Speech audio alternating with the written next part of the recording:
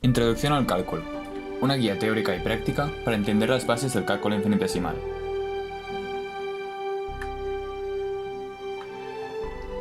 ¿Qué es el cálculo infinitesimal? El cálculo, originalmente llamado cálculo infinitesimal o el cálculo de infinitesimales, es el estudio matemático del cambio continuo. Tiene dos ramas principales, el cálculo diferencial y el cálculo integral. La primera se refiere a las tasas de cambio instantáneas y a las pendientes de las curvas, mientras que la segunda, el cálculo integral, se refiere a la acumulación de cantidades y áreas debajo o entre curvas. Estas dos ramas están relacionadas entre sí a través del teorema fundamental del cálculo. Sus aplicaciones son inmensas. Como veremos en un momento, el cálculo está presente en la mayoría de ciencias e ingenierías, pero también en otros aspectos fundamentales para la sociedad. La teoría que se explica en esta serie de vídeos es para todos los públicos, pero va dirigida para aquellas personas que estén cursando bachillerato o cuarto de la ESO y quieran mejorar su comprensión sobre el tema. Se plantearán y resolverán ejercicios paso a paso similares a los del primero y segundo de bachillerato, y también de selectividad.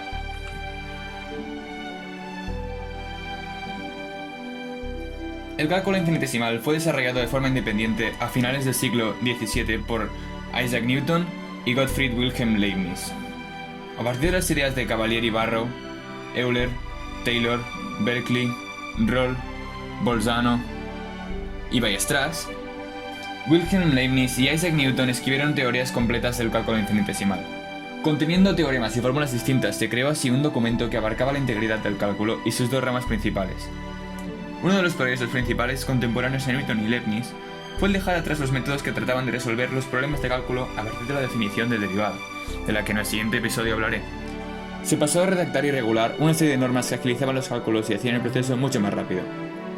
Como dato curioso, se consideró seriamente durante años la posibilidad de que Newton o Leibniz se hubieran plagiado el uno al otro. La verdad es que ambos desarrollaron sus teorías por separado y casi simultáneamente, sin colaborar ni copiarse. Principales aplicaciones.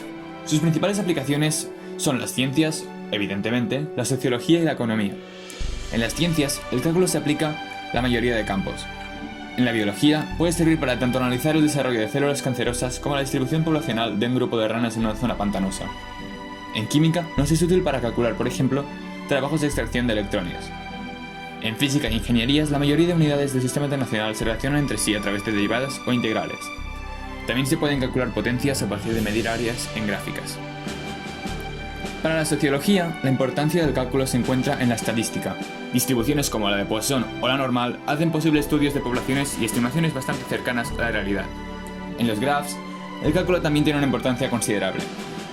En el sector económico también encontramos una influencia importante del cálculo en su parte más estadística. Modelos de probabilidad y regresiones también basan su teoría en este campo de las matemáticas. Y todo esto sin mencionar sectores como la informática o el machine learning, del que ya os hablaré algún día.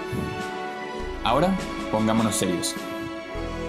Empezaré este cursillo definiendo las funciones matemáticas. De manera informal, podemos decir que las funciones reciben cierta información, la modifican mediante un proceso concreto y luego la devuelven. Formalmente, decimos que las funciones asignan a cada elemento de un primer grupo o conjunto, en este caso A', un elemento del segundo conjunto, B'. Así pues, podríamos decir que A', que pertenece a A, es el dominio de la función f, y B', que pertenece a B, es su imagen o recorrido. Se observan a partir de este gráfico que he dibujado aquí algunas normas básicas. Ningún elemento en A' puede mapear a más de un elemento en B, es decir, una función g nunca nos podría dar más de un valor para una x cualquiera que le introdujésemos. En cambio, los elementos de B' pueden estar relacionados con más de un elemento en A'. ¿Cuándo sucede esto? Un ejemplo claro es el de la función x². Tenemos dos elementos en A', en nuestro caso 3 y menos 3, que mapean al mismo elemento en B', 9.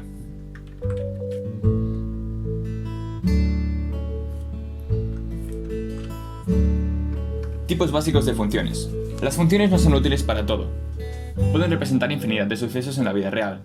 Algunos ejemplos: la altura de una pelota durante un chute de un futbolista, el precio de una llamada de teléfono por minuto de llamada, la temperatura de una cuchara por segundo que permanece dentro de una sopa, la cantidad de carbono 14 que queda en una momia egipcia, o el porcentaje de alcohol en la sangre de una persona a lo largo de la noche. Analicemos ahora los tipos básicos de funciones. He decidido mostrar estos 4 porque son los que más veréis durante el bachillerato. Tipo número 1. Funciones constantes, lineales o afines. Este tipo de funciones son bastante comunes en los ejercicios de cuarto de la ESO. Relacionan dos conceptos de forma lineal, es decir, que existe una proporcionalidad. La mayoría de problemas son de cuerpos puntuales, coches o personas, moviéndose a velocidad constante.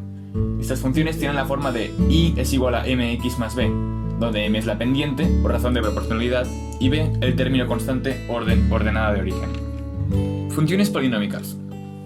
Este grupo contiene al anterior, y se trata de funciones con la forma y es igual a sub n por x elevado a n, más a sub n menos 1 por x elevado a n menos 1, más etcétera, etcétera, etcétera. Un ejemplo sería, por ejemplo, y es igual a 3x al cubo, más 2x al cuadrado, más 5.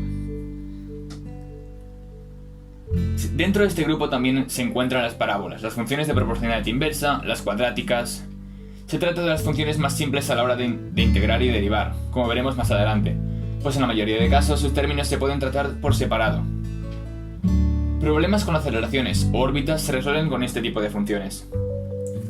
Funciones trigonométricas. En este curso no solo trataremos el seno, coseno y la tangente, sino que también estudiaremos sus funciones inversas, el arcoseno, el arcseno, el arctangente. Estas funciones representan reacciones periódicas, como podrían ser los movimientos ondulatorios o armónicos, por ejemplo, un muelle. Funciones exponenciales y logarítmicas. Estas funciones describen el crecimiento exponencial, del que tanto se ha hablado últimamente por el coronavirus. Son las funciones con un crecimiento más rápido, como veremos en capítulos posteriores. Las logarítmicas son funciones inversas a las exponenciales, y describen un crecimiento muy lento. Nuestros sentidos funcionan de forma logarítmica. Nuestro oído, por ejemplo, funciona así. Por eso medimos el volumen en decibelios. El último concepto a tratar en este episodio son los límites.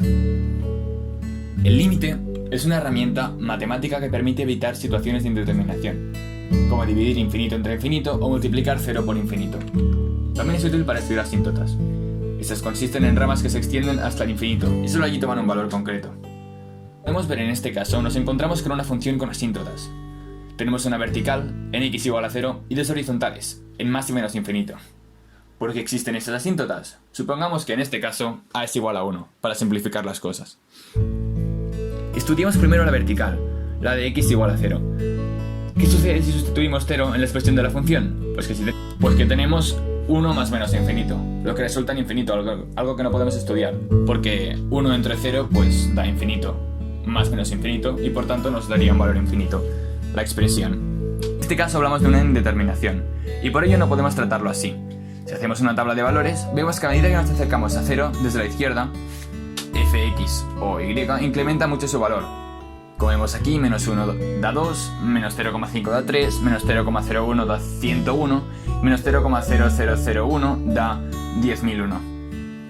Lo mismo pasa desde la derecha. 1 nos da 0, menos 0,5 da menos 1, menos 0,01. Oh shit. Si nos fijamos en estas tablas de valores en las que están apareciendo ahora, vemos que a medida que nos dirigimos al infinito, ya sea por la izquierda o por la derecha, los valores se acercan cada vez más a 1. Si observamos esta expresión resulta de forma informal, vemos que efectivamente el resultado de infinito es 1. Como podemos ver, menos 1 da 2, menos 5 da 1,2, menos 100 da 1,01, menos 10.000 da 1,0001, y así hasta el infinito.